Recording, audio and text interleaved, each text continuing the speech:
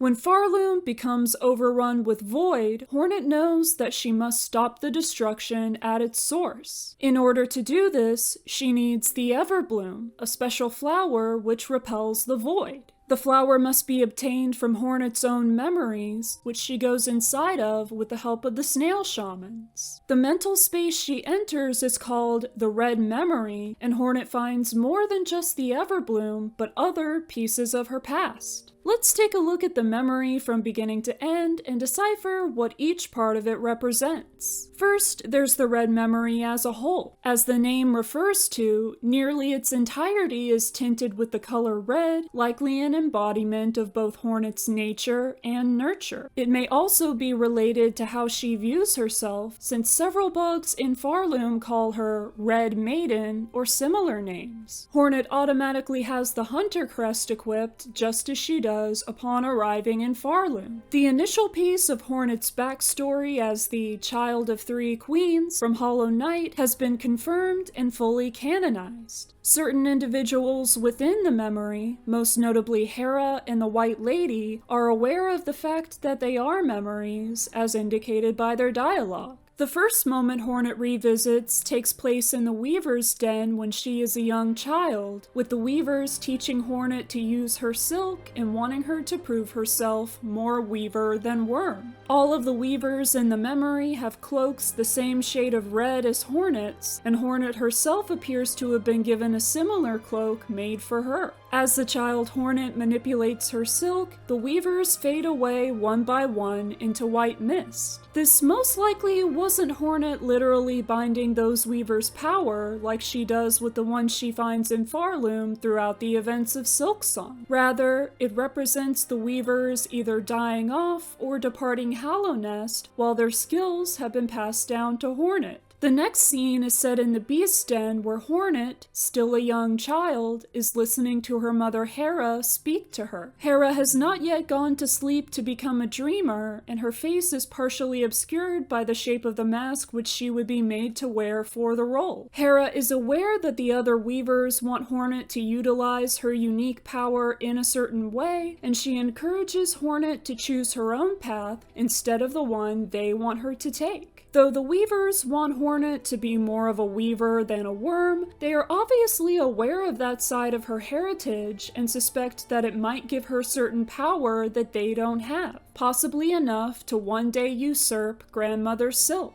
Hornet then revisits the Hive in one of her training sessions with Queen Vespa. In this setting, Hornet looks the most like her present self, fully grown, wearing her red cloak, and fighting with her needle. Vespa, on the other hand, has not yet grown to the immense size she was upon her death, as observed in the first game. Vespa tells Hornet that she needs to be fast and strong in order to resist those who would seek to claim Hornet's power. Vespa may be referring to those in Hallownest, Farloom, or both. We learn elsewhere in Silksong that the bugs of the Hive created Hornet's needle especially for her. It may have been either Vespa herself or the Weavers who insisted upon Hornet being given the weapon and training that she received from Vespa's kind. Finally, Hornet recalls being in the White Palace and facing the White Lady. Her red cloak is at first absent, replaced by White Palace robes very similar to her father's. The White Lady laments that Hornet must think of her father and foster mother as cruel for what they did to the vessels, both the ones who died in the abyss and the one who was sealed.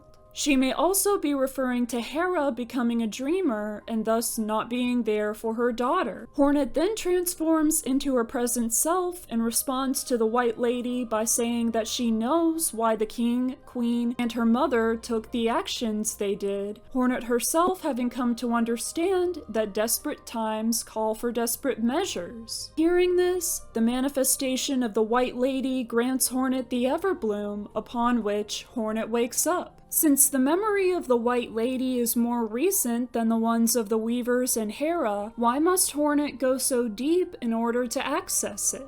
It's possible that the White Palace was the place where Hornet felt the most out of place, as indicated by her white robes. Additionally, the palace was at some point moved into the Dream Realm, which may have made it harder to be remembered by any bug with living memory of it, perhaps intentionally on the Pale King's part. With the palace gone, Hornet would also be unable to revisit it like she could with the Weaver's Den, Beast Den, and Hive, making it the place she had been to least recently. Although the White Lady may still be alive during the events of Silksong, it's unlikely that she's actually communicating with Hornet in real time over such a large distance which her roots wouldn't reach. We already know from the events of Hollow Knight that the White Lady was aware of the Everbloom and its nature. She says that it doesn't come from her, but rather Zamer's homeland. When the knight offers the flower to her, she doesn't accept. Yet in Hornet's memory, the White Lady has a flower of her own. The White Lady may have held on to one of the flowers at some point as a means of dealing with the regret she felt, leaving it behind once she committed to isolating and punishing herself. At that point, she won't accept the flower as a gift because she probably views herself as undeserving of it and believes that the knight would find better use for it. The fact that Hornet gains the flower after both witnessing other memories of hers and speaking to the White Lady may indicate that she needed to come to terms with all of her past for the flower to manifest. The Everbloom embodies acceptance, and Hornet had to first find it with herself and those who helped her become who she is. This is reminiscent of the knight gaining the Void Heart from reliving one of their own memories in order to accept the void within themselves. Of the people from Hornet's past, the White Lady is the one most likely to be in possession of the Everbloom since she, along with Zamer, was part of the Pale Court, but in the context of the Red Memory, she is also the final piece of the puzzle for Hornet to reconcile with the entirety of her history. What do you think of the Red Memory and what it represents? Let me know in the comments. Thank you for watching this video. To see more about Hollow Knight, Silksong, and all my other various interests, subscribe to my channel and turn on notifications. I hope you have a great day, and I'll see you next time.